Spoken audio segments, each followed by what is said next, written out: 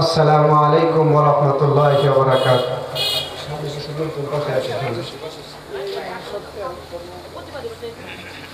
যে আমরা সবাই বসে পড়ি, এদিক সেদিক যারা ঘোরাফেরা করছে, রাস্তার পাশে যারা আছেন সামনে একটু বসেন মেহরবানি।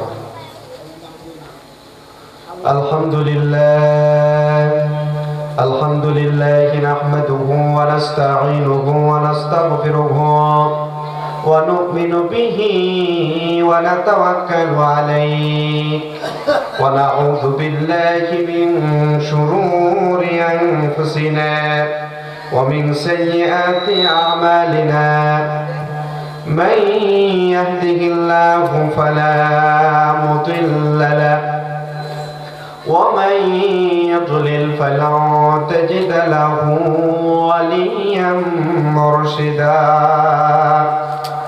ونشهد أن لا إله إلا الله وحده لا شريك له ونشهد أن سيدنا وسندنا وحبيب طبيبنا ومولانا محمدا عبده ورسوله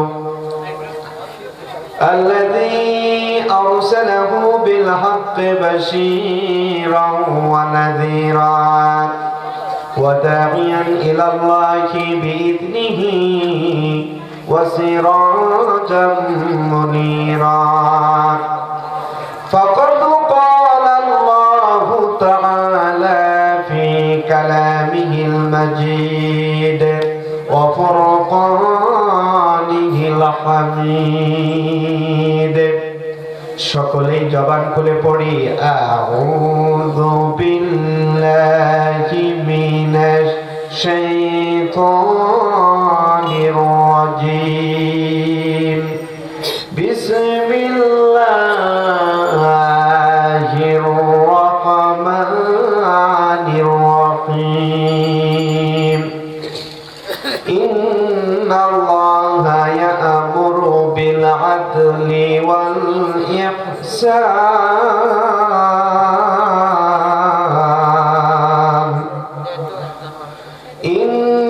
ইন্নাল্লাহা ওয়া মালাইকাতাহু يصلون على النبي يا أيها الذين آمنوا صلوا عليه وسلموا تسليما সকলেই দুরূদ ইব্রাহিম পড়ি اللهم صل على محمد وعلى آل محمد كما صليت على إبراهيم وعلى آل إبراهيم إنك حميد مجيد সকলেই জবান খুলে পড়ি اللهم صل على محمد وعلى آل محمد كما صليت على إبراهيم وعلى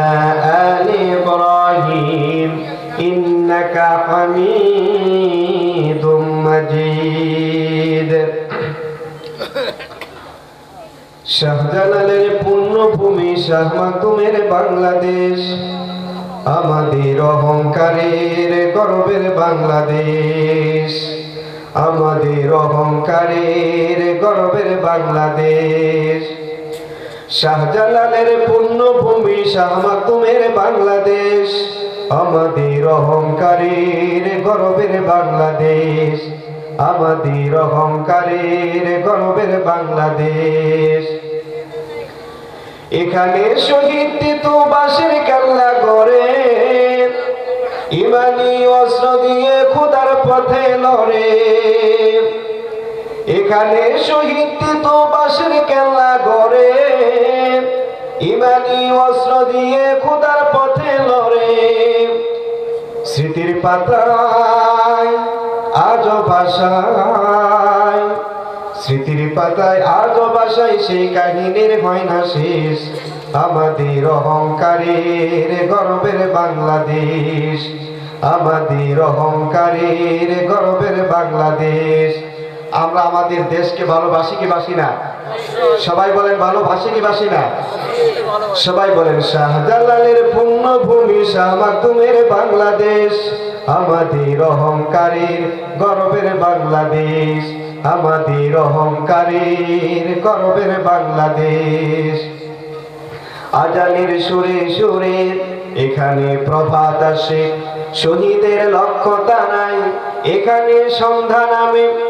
ইশাখার বিপ্লবী কর্মদের দমনীতে প্রতিরোধ দায়িত্ব চলে প্রতি ক্ষণে ক্ষণে।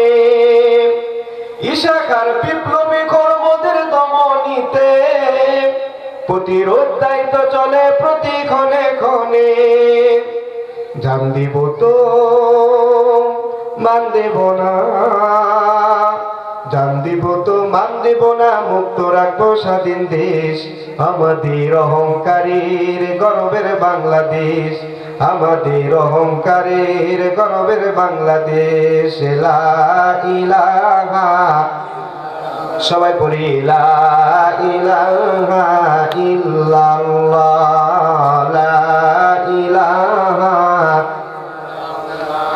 লা ইলাহা ইল্লাল্লাহ, লা ইলাহা, লা ইলাহা। এক শ্রেণীর মানুষ রাজনীতি করতে করতে কোরআনের বিরুদ্ধে চলে যায়, ইসলামের বিরুদ্ধে চলে যায়, আলেম ওলামাদের বিরুদ্ধে চলে যায়, কোরআনের বিরুদ্ধে, নবীর বিরুদ্ধে, রাসূলের বিরুদ্ধে কথা বলতে বিন্দু মাত্র পরোয়া করে না। এমন মানুষ আছে না নাই? আমার প্রিয় ভাইরা, আমার বন্ধুগণ, তাহলে আমরা বুঝে নিলাম এই কুরআনুল কারীমের ভিতরে সব আছে। আল্লাহ পাক বলতেছেন সবকিছু দিয়ে আল্লাহর নাম। আপনি যখন মসজিদে ঢুকেন ওখানে আল্লাহর নাম আছে না নাই? আল্লাহুম্মা আফতাহলি আবওয়াব। বাথরুম টয়লেট যেটা যত দামি হোক না কেন সেটাকে মানুষ দামি মনে করে না। আপনি একটা কমোড যদি 1 লক্ষ টাকা দিয়া যদি আপনি সেখানে ফিট করে রাখেন, ওইটাকে মানুষ দাম দিবে নাকি? ওইটার নাম টয়লেট, টয়লেটই থাকবে, ওইটার কোনো দাম নাই। তাহলে এত কম দামি একটা ঘরে যখন আপনি ঢুকেন, কোটি কোটি মানুষ যেটার সাথে জড়িত, এতগুলো মানুষ পরিচালনা করার ক্ষেত্রে যেখানে কাজটা আপনি শুরু করলেন, প্রথমে জ্বালাও পোড়াও দেওয়া শুরু করলেন, ওইখানে আল্লাহর নাম নিয়ে আপনি শুরু করতে পারলেন না। আল্লাহর নামে আপনি তাকবীর দিতে পারলেন না কেন? আপনি কেন জিজ্ঞাসা করতে পারেন না?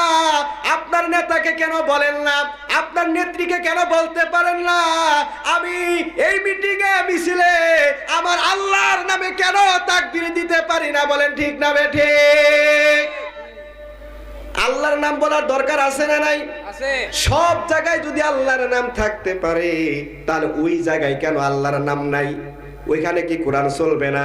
তার মানে আমাদের মধ্যে এক শ্রেণীর মানুষ আছে, তারা বুঝে এই কোরআন দিয়া সুরের বিচার করা যাবে না, এই কোরআন দিয়া যে সুরের হাত কাটা যায় সেটা তারা বিশ্বাস করে না, এই কোরআন দিয়া যে দর্শন বন্ধ করা যাবে এটা তারা মানতে চায় না, এই কোরআন দিয়া যে ডাকাতি বন্ধ করা যাবে সেটা মানতে চায় না, এই কোরআন দিয়া অন্যায় কাজগুলো বন্ধ করা যাবে, সুদ বন্ধ করা যাবে, ঘুষ বন্ধ হয়ে যাবে, সমাজের ভিতরে সকল অন্যায় কাজগুলো যে বন্ধ হয়ে যাবে, এটা এক শ্রেণীর মানুষ বিশ্বাস করে না। তারা শুধু নামাজ পড়ে, তারা শুধু হজ করে, তারা শুধু যাকাত দেয়। তার মানে নামাজে শুধু কোরআন মানবে, সমাজে তারা কোরআন মানতে রাজি নাই। বলেন ঠিক না বেঠিক? তাহলে আল্লাহ কি বললেন? ওই যে একটু আগে বললাম, আল্লাহ বলছেন এই কোরআনের ভিতরে আমি আল্লাহ সব দিয়েছি। সব কাজের শুরুতে কার নাম? সবাই চিৎকার দিয়ে বলেন কার নাম? আল্লাহ। আল্লাহর নাম সব জায়গায় যদি থাকে তাহলে ওই জায়গাতেও আল্লাহর নাম বলা লাগবে। ওই জায়গাতেও আল্লাহর নাম বলার জন্য যিনি নির্দেশ প্রদান করেছেন, আমাকে যিনি বানিয়েছেন, আপনাকে যিনি বানিয়েছেন, তিনি হলেন মহান রব্বুল আলামিন। বলেন সুবহানাল্লাহ। এই জন্য আল্লাহ বলেন, ও জগতের মানুষেরা শুনো, আজকে পৃথিবীর দিকে তাকায়া দেখেন, একটু পৃথিবীর দিকে নজর করে দেখেন, কোথাও শান্তি নাই, শান্তি নাই, কোথাও অশান্তি, সব জায়গায় অশান্তির আগুনে ভাসতেছে, সব জায়গায় আগুন আর আগুন, সব জায়গায় অশান্তি, তার কারণ হলো একটাই, এই কোরআন মানি নাই। আমি বারবার আপনাদেরকে বলি, যেই জাতি কোরআন মানবে না, যেই জাতি কোরআন মানবে না, কোরআন পড়বে না, কোরআনের শাসন মেনে নেবে না, কোরআনের আইন যারা মানবে না, কত দার্শনিক আমরা দেখলাম, কত রাজনীতিবিদ আমরা দেখলাম, তারা দেশের জন্য, জাতির জন্য অনেক কিছু করেছে, কিন্তু কোনো কল্যাণ বয়ে আনতে পারে নাই। সব জায়গায় তারা ব্যর্থতার পরিচয় দিয়েছে। এই জাতির কল্যাণ যদি আপনারা পেতে চান, মানবতার মুক্তি যদি আপনারা পেতে চান, সমাজের মধ্যে, দেশের মধ্যে যদি শান্তি আনতে চান, তাহলে আমার প্রিয় ভাইরা, এই কোরআন ছাড়া কোনোদিন কোনো কল্যাণ করতে পারবেন না। বলেন ঠিক না বেঠিক? ও আমার প্রিয় ভাইরা, আমার বন্ধুগণ, কত মানুষ মারা যায়, তার কোনো বিচার হয় না। বিচার হয় না কি? বিচার হয় না। আমি যে আয়াতটা তেলাওয়াত করেছি, আল্লাহ বলছেন ন্যায় বিচার প্রতিষ্ঠা করা লাগবে। এই তো কিছুদিন আগে আমাদের মধ্য থেকে দেশপ্রেমিক একজন নাগরিক মারা গেছে, শরীফ উসমান হাদিক। তাকে গুলি করে মারা হলো। কত চোর ডাকাত 48 ঘন্টার মধ্যে ধরা পড়ে যায়। কত মানুষদেরকে ধরা যায়, কত মানুষদেরকে ধরে জেলখানায় বন্দী করা হয়েছে। নিরপরাধ মানুষদেরকে ধরে ফেলে মিনিটের মধ্যে, ঘন্টার মধ্যে। কিন্তু এত বড় একটা অন্যায় কাজ করলো, একটা মানুষকে গুলি করে মেরে ফেললো। তার অপরাধ হচ্ছে আধিপত্যের বিরুদ্ধে কথা বলা, ভারতের বিরুদ্ধে কথা বলা। এরপরে কোরআনের পক্ষে, ইসলামের পক্ষে ইনসাফ প্রতিষ্ঠা করতে তিনি চেয়েছিলেন। এইটার অপরাধে তাকে হত্যা করা হলো। এইটার বিচার এখন পর্যন্ত দৃশ্যমান হয়েছে নাকি? হয়েছে? হয় না আমার প্রিয়বার। আল্লাহ বললেন, ও জগতের মানুষেরা শুনো শুনো, আলা লাহুল খালক ওয়াল আমর, জমিন আল্লাহর আইন চলবে কার? সবাই মোহাব্বতের সাথে বলেন কার? আল্লাহর আইন চলবে। আলা লাহুল খালক ওয়াল আমর, তাবারাকাল্লাহু রাব্বুল আলামিন।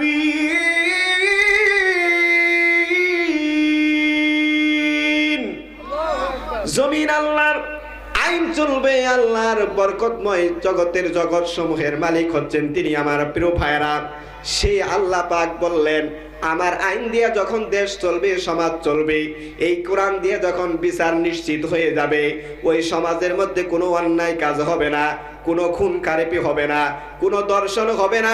কত দর্শনকারীকে আমরা দেখলাম, 8 বছরের শিশুকে দর্শন করেছে। সারা বাংলাদেশে মিছিল হলো, মিটিং হলো, ভাইরাল হলো। সব কিছু হওয়ার সত্ত্বেও ওই বিচার করতেছে বটে, এখন পর্যন্ত ফাঁসি কার্যকর হয় নাই। এরকম আসামি আমাদের দেশে আছে না নাই?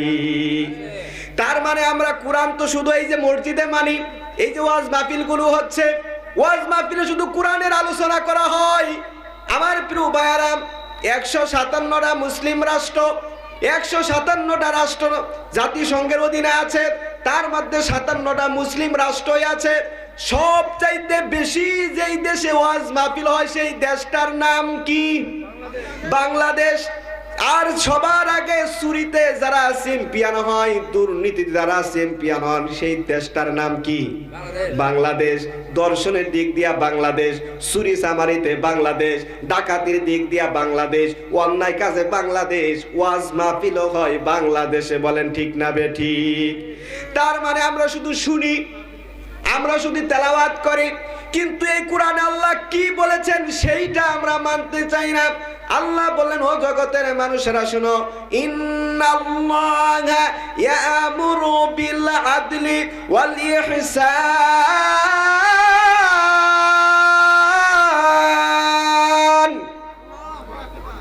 আল্লাহ বলে, ইন্নাল্লাহা ইয়া'মুরু বিল আদল, তোমরা আদল কায়েম করো, ইনসাফ কায়েম করো।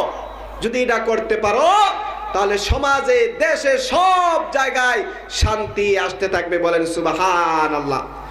কয়েকটা উদাহরণ দেই আপনাদেরকে।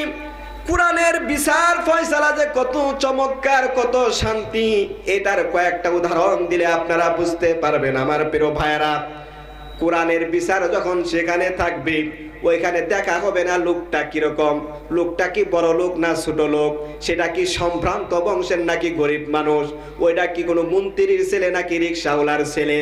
কোরআনের আইন যেখানে থাকবে, একটা মন্ত্রীর ছেলে যেই অধিকার পাবে, একটা রিকশাওয়ালার ছেলেকেও সেই অধিকার দেওয়া হবে। বলেন সুবহানাল্লাহ।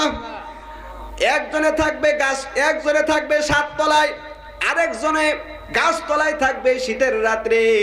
আবার একজনে হাসি মারলে কাশি মারলে সিঙ্গাপুর চলে যায়, সে অমুক দেশে তমুক দেশে চিকিৎসার জন্য চলে যায়। আবার এক শ্রেণীর মানুষ আছে, তারা চিকিৎসার জন্য একটা প্যারাসিটামল কিনে খাবে, এই পয়সাটা তাদের কাছে নাই। এরকম মানুষ আছে না নাই? কথা বলেন, আছে না নাই? তাহলে এরা তো বৈষম্য কেন? কোরআনের সমাজে কোনো বৈষম্য থাকবে না।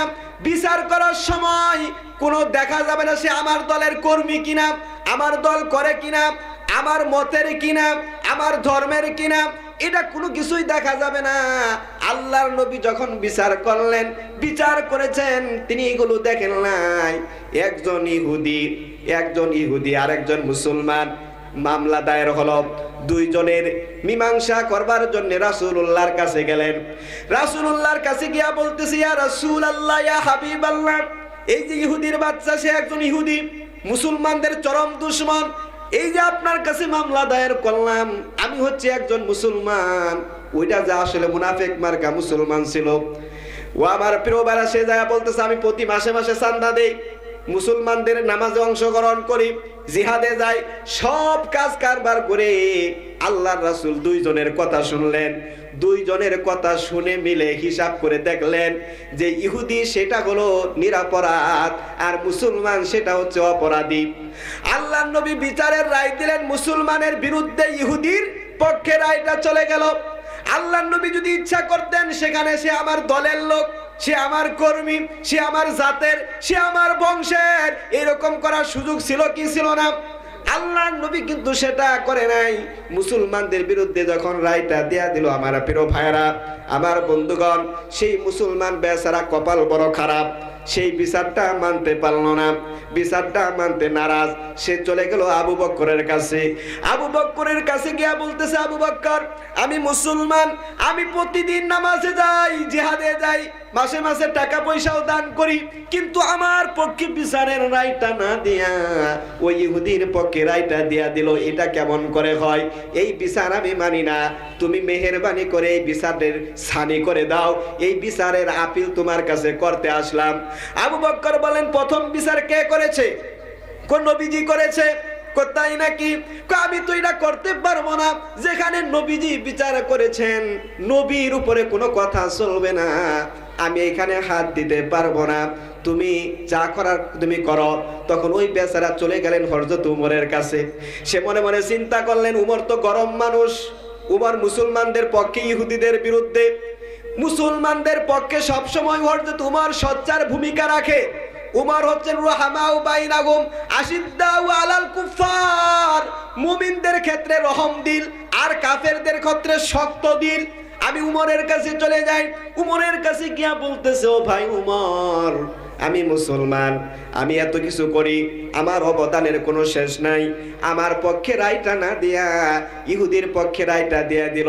ও ভাই উমর, মেহেরবানি করে তুমি বিচারটা আবার নতুন করে করে দাও। উমরের কাছে আবার নতুন করে বিচার চাইতে গেছে। এখন আপনারা বলেন, উমর নরম না গরম? আবার বলেন, উমর নরম না গরম? হযরত উমর বিচার করলেন, বললেন, প্রথম বিচার কে করেছে? কোন নবীজি করেছে? কোথায় নাকি? তাহলে একটু অপেক্ষা করো, দরজার সামনে অপেক্ষা করো, আমি তোমার বিচারটা করে দিচ্ছি। আমার বন্ধুগণ, আমার প্রিয় ভাইয়ারা, আমার কলেজার ভাইয়ারা, দরদিরা, গভীর মনোযোগ। হযরত ওমর ঘরের ভিতরে ঢুকলেন। ঘরের ভিতরে ঢুকে এত বড় রাঙ্গা তলোয়ার নিয়ে আসলেন। বের করে নিয়ে এসে বললেন, যেই ব্যক্তি আল্লাহর নবীর বিচার মানে না, আল্লাহর নবীর বিচার যে মানতে চায় না, তার বিচার তো এইরকম করে করে দিতে হয়। এক কূপ দিলেন, এক কূপ দিয়া কল্লা জমিনের মধ্যে ফালাইয়া দিলেন। বলেন সুবহানাল্লাহ। এক কূপ দিয়া জমিনে ফালাইয়া দিছে। যে ব্যক্তি আল্লাহর নবীর বিচার মানে না, তার বিচার এইরকমই হওয়া উচিত।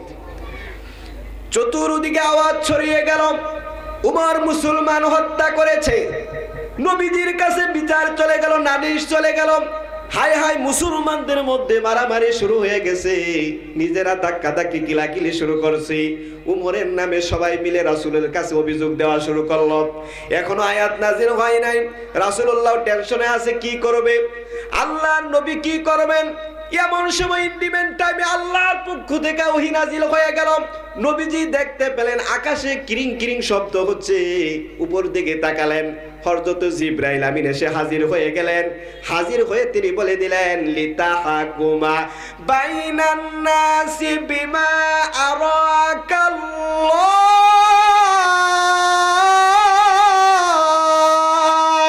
আল্লাহু আকবার।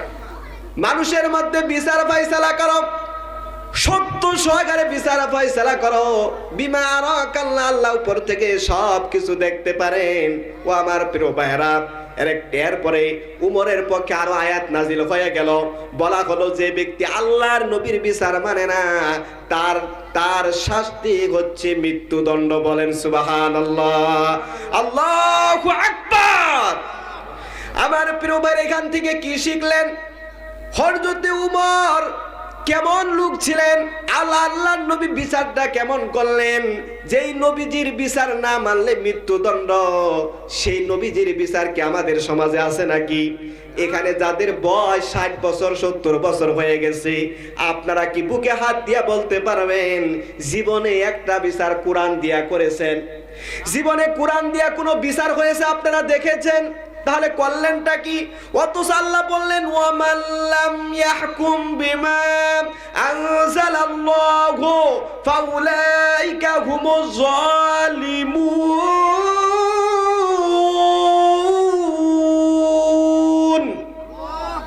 আল্লাহ পাক বললেন, যারা কিনা আমার বিধান দিয়া বিচার করে না, আমার কোরআন দিয়া বিচার ফয়সালা করে না, তারা হচ্ছে জালেম। আরেক জায়গায় বললেন তারা হচ্ছে ফাসিকুন, আরেক জায়গায় বললেন তারা হচ্ছে কাফিরুন। এইভাবে করে আল্লাহ পাক বিভিন্ন ভাবে মানুষদেরকে উপদেশ দিলেন। কিন্তু আমার প্রিয় ভাইরা, এই 53 বছর হয়ে গেল স্বাধীন হয়েছে, জীবনে একটা বিচার কোরআন দিয়া হলো না। কোরআন দিয়া বিচার হোক, এটা এক শ্রেণীর মানুষ চায়ও না, আমরা বুঝিও না যে কোরআন দিয়ে বিচার ফয়সালা হোক। আমার প্রিয় ভাই, এখানে যারা আছেন, আপনারা কি চান কিনা কোরআন দিয়া বিচার হোক, কোরআনের আইন সমাজে প্রতিষ্ঠিত হোক? এটা আপনারা চান কি চান না? যারা যারা চান তারা দুই হাত ধরে আল্লাহকে একটু দেখায় দেন। নারে তাকবীর, নারে তাকবীর। কইরে খালিদ, কইরে ওমর, এসেছে নতুন বদর, কইরে সেই নবীন। কইরে খালিদ, কইরে ওমর, এসেছে নতুন বদর, কইরে সেই দিগ্বিজয়ী নবীন মুজাহিদ, কইরে সেই দিগ্বিজয়ী নবীন মুজাহিদ। এখনো কি গাইতে হবে ঘুম ভাঙানি গীত, এখনো কি গাইতে হবে ঘুম ভাঙানি গীত। বলেন আল্লাহু আকবার। ও আমার প্রিয় ভাইরা, নবীজির কাছে একজন মহিলা আসলো, এসে বলতেছে, ইয়া রাসূলুল্লাহ, ইয়া হাবিবাল্লাহ, শয়তানের ধোঁকায় পড়ে আমি একটা জিনা করে ফেলেছি, আমি গুনাহের কাজ করে ফেলেছি। এই কোরআন দিয়ে আমার উপরে একটা বিচার ফয়সালা করে দেন। জিনা করে শাস্তিটা কিরকম, কোরআন দিয়ে আমাকে উপরে একটু করে দেন। ও আমার প্রিয় ভাইরা, জিনার শাস্তি কিভাবে করা লাগবে কোরআনের মধ্যে আছে না নাই? সবাই বলেন আছে না নাই? কুরআনুল কারীমের মধ্যে আল্লাহ বলেছেন সূরা নূরের ভিতরে জিনাকারের শাস্তি কেমন করে দেওয়া লাগে। জিনাকুরের শাস্তি রাতের গভীরে দিলে হবে না, গোপনে দিলে হবে না। জিনাকুরের শাস্তি হচ্ছে পাথর নিক্ষেপ করে তাকে হত্যা করা। দর্শনের শাস্তি হচ্ছে পাথর নিক্ষেপ করে হত্যা করা। একটা বিচার যদি আমাদের সমাজে ওই বাইতুল মুকাররমে প্রিন্ট মিডিয়া, ইলেকট্রনিক মিডিয়া, সমস্ত মিডিয়ার সামনে লাইভ প্রচার করা হতো, তাহলে আর বাকি যত যুবক আছে একটা মেয়ের দিকে তাকানোর সাহস পেত নাকি? পেত? আল্লাহ বলতেছেন, ওয়ালিয়াশহাদ আযাবাহুমা তাইফাতুম মিনাল মুমিনিন। মুমিনদের একটা দল সেখানে থাকবে, তাদের সামনে বিচারটা হওয়া লাগবে। ওই মেয়ে এসে বলতেছে, ইয়া রাসূলুল্লাহ, কোরআন দিয়ে আমার বিচার করে দেন। তিনি জানতেন কোরআন দিয়া যার বিচার একবার জন্য হয়ে যাবে, কোরআন দিয়ে যাদের বিচার হয়ে যাবে তাদেরকে আল্লাহ পাক কিয়ামতের দিন আর শাস্তি দিবেন না। কোরআন দিয়ে যাদের বিচার একবার হয়ে যাবে। ওই মেয়ে বলতেছে, ইয়া রাসূলুল্লাহ, ইয়া হাবিবাল্লাহ, কোরআন দিয়ে আমার বিচারটা মেহেরবানি করে করে দেন। নবীজি মুখ ঘুরে ফেললেন, আবার বলতেছেন, ইয়া রাসূলুল্লাহ, কুরআন দিয়ে আমার বিচার ফয়সালা করে দেন। নবীজি মুখ ঘুরিয়ে ফেললেন। তার মানে নবীজি সহজ করতে চেয়েছিলেন। ওই মহিলা বলতে, ইয়া রাসূলুল্লাহ, আমি অবশ্যই করেছি। এরপরে নবীজি বললেন, তোমার পেটে কি বাচ্চা হয়েছে নাকি? ওই মেয়ে বলতেছে, ইয়া রাসূলুল্লাহ, শয়তানের দুকায় পড়ে জিনা করেছি এবং আমার পেটে বাচ্চাও চলে এসেছে। নবীজি বলতেছেন, চলে যাও। আমার প্রিয় ভাইরা, আদল কাকে বলে দেখেন, ন্যায় বিচার কাকে বলে দেখেন, ইনসাফ কাকে বলে একটু খেয়াল করেন। নবীজি বললেন, বাড়ি চলে যাও, তুমি তো অপরাধ করেছো। তোমার পেটের ভিতরে যেই বাচ্চাটা আছে সে তো অপরাধ করে নাই। সে যখন দুনিয়ার জীবনে আসবে, দুনিয়ার মুখ দেখবে, তখন তোমার বিচার কোরআন দিয়ে আমি নবী করে দেব। ওই মহিলা বাড়ি চলে গেলেন। কিন্তু মহিলার ঘুম আসে না। আহারে, যদি মরে যাই, এই অবস্থায় যদি আমি মরে যাই, তাহলে আমার জন্য নিশ্চিত জাহান্নাম ছাড়া উপায় নাই। মহিলা টেনশনে আছে, পেরেশানি আছে। কারণ যারা কিনা মুমিন, যারা কিনা ঈমানদার, তারা সব সময় ভয় করে কাকে? আরো আসতে বলেন, কাকে? তারা সব সময় আল্লাহকে ভয় করে। আর এই কোরআনের কথা যখন তাদের সামনে তুলে ধরা হয়, কোরআনের আয়াত যখন তাদের সামনে তেলাওয়াত করা হয়, তখন তাদের ঈমান বৃদ্ধি পেতে থাকে। ওয়াইযা তুলিয়াত আলাইহিম আয়াতুহু যাদাতুহুম ঈমানা। আল্লাহ বললেন, যখন তাদের সামনে কোরআনের আয়াত তেলাওয়াত করা হয়, তাদের ঈমানটা আস্তে আস্তে বাড়তে থাকে। এখানে আপনারা যারা শুনেছেন এবং যারা শুনতেছেন বাইরে, তাদের কাছে যদি একটু ভালো লাগে কোরআনের কথা, বুঝতে হবে আপনার ভিতরে যিনি ঈমান ঢেলে দিয়েছেন, ঈমানকে যিনি বৃদ্ধি করে দিয়েছেন, মহব্বতের সাথে হুঙ্কার দিয়া বলেন, তিনি কে? আরো জোরে বলেন, তিনি কে? আমার প্রিয় ভাইরা, আমার বন্ধুগণ, ওই মেয়ে এসে বলতেছে, ইয়া রাসূলুল্লাহ, আমার বিচার করেন। ওই মহিলা চলে গেলেন, বাচ্চা হয়ে গেল। বাচ্চা কুলে নিয়ে রাসূলের কাছে আসলেন। রাসূলের কাছে এসে বলতেছে, ইয়া রাসূলুল্লাহ, ইয়া হাবিবাল্লাহ, মেহেরবানি করে আমার বিচারটা আপনি কোরআন দিয়ে করে দেন। নবীজি বললেন, বাচ্চা দুধ খায় কিনা? ওই মেয়ে বলতেছে, ইয়া রাসূলুল্লাহ, বাচ্চা তো আমার দুধ পান করে। নবীজি বললেন, বাচ্চা যখন দুধ পান করা বন্ধ করে দিবে, নিজে নিজে খাবার খেতে পারবে, তখন তুমি আমার কাছে আইসো। আমি তখন কোরআন দিয়ে এই বিচার ফয়সালা আমি রাসূল করে দেব। ওই মহিলা আবার চলে গেলেন। কিন্তু ঘুম আসে না, টেনশন আর পেরেশানির মধ্যে আছি। না জানি মরে যাই নাকি, না জানি মরে যাই নাকি। হারে, আমি যদি এই অবস্থায় মরে যাই, আল্লাহ আমাকে ক্ষমা করবে কিনা আমি জানি না। মহিলা টেনশন আর পেরেশানির মধ্যে আছি।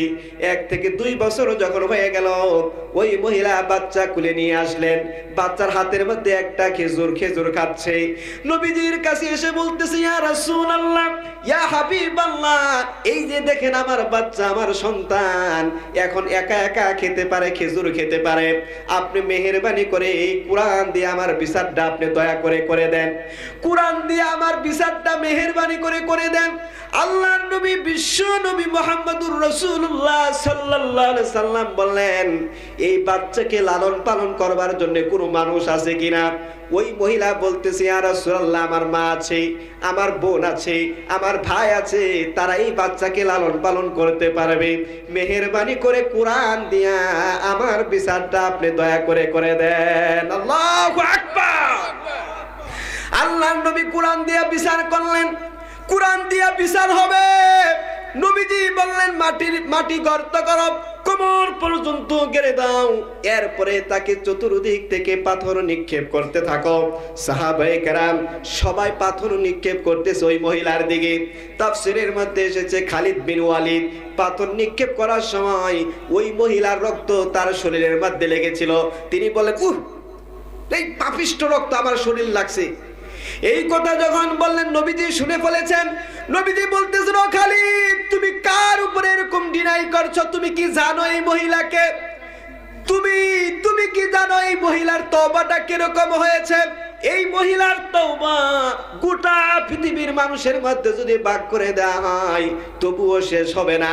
এই মহিলার প্রতি আমার আল্লাহ রাব্বুল আলামিন খুশি হয়ে গেছে। বলেন সুবহানাল্লাহ।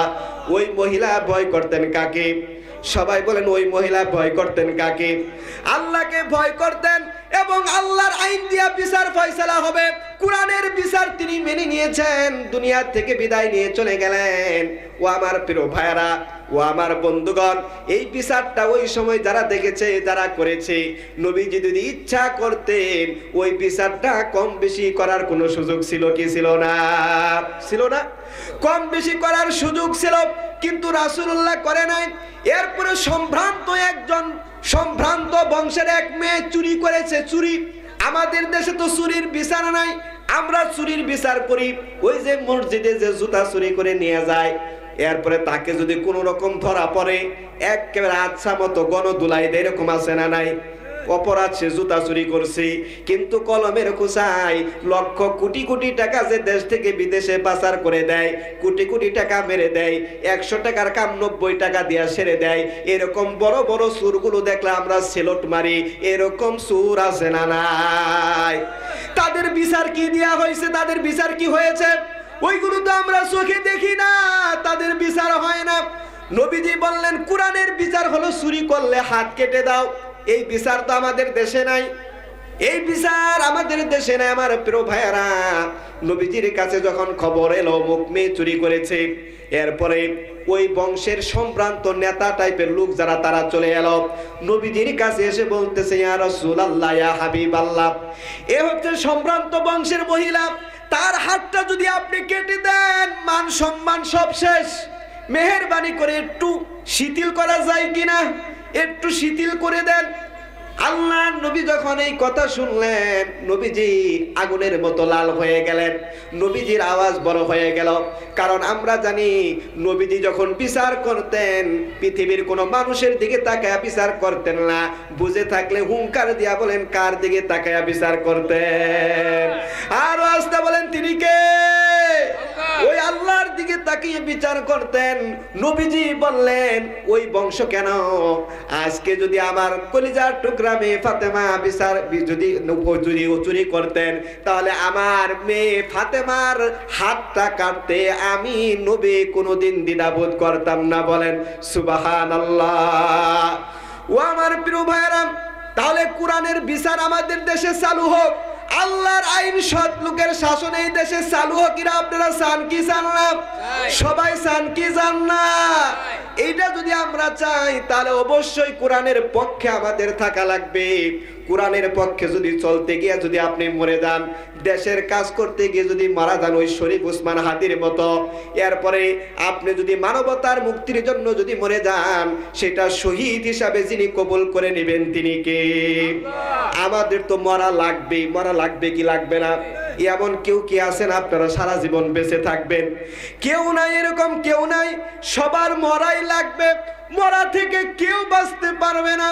ও আমার প্রিয় ভাইরা, গরুও মরে, ছাগলও মরে, হাঁসও মরে, মুরগিও মরে। আমাদের হাতের থাপ্পড়ে প্রতিদিন অসংখ্য মশা মাছি মরে, কি মরে না? মরতেই তো হবে। এই জন্য সব চাইতে শ্রেষ্ঠ যে মৃত্যু, সেটা হচ্ছে শহীদি মৃত্যু। বলেন সুবহানাল্লাহ। মরতেই হবে যখন, শহীদে মরণ দিও আমাকে। বলেন মরতেই হবে যখন, শহীদে মরণ দিও আমাকে। আমাকে শহীদ করে সেই মিছিলে শামিল করে নিও, যেই মিছিলের নেতা আমির হামজা, খুবাইব খাব্বাব আল্লাহর ছিল যারা অতি প্রিয়, শামিল করে নিও। সকলে বলুন আমিন। ও আমার প্রিয় ভাইরা, শহীদি মরণ আমরা চাই কি চাই না? সবাই চান কি চান না? সেই শহীদি মরণ যদি আমরা চাই, তাহলে কোরআনের জন্য, ইসলামের জন্য আমাদের কাজ করতে হবে। সেই কোরআনের বিচার ফয়সালাই সমাজে চালু হয়ে যাক। এই কোরআন দিয়ে বিচার যখন হবে, এই দেশে চুরি চামারি থাকবে না। এই দেশে কোরআন দিয়ে যারা দেশ পরিচালনা করবে, ওই দলের কর্মীরা যখন ক্ষমতায় চলে যাবে, তারা ক্ষমতায় যাওয়ার পরে 4 দফা কর্মসূচি বাস্তবায়ন করবে। কয় দফা? সবাই বলেন কয় দফা?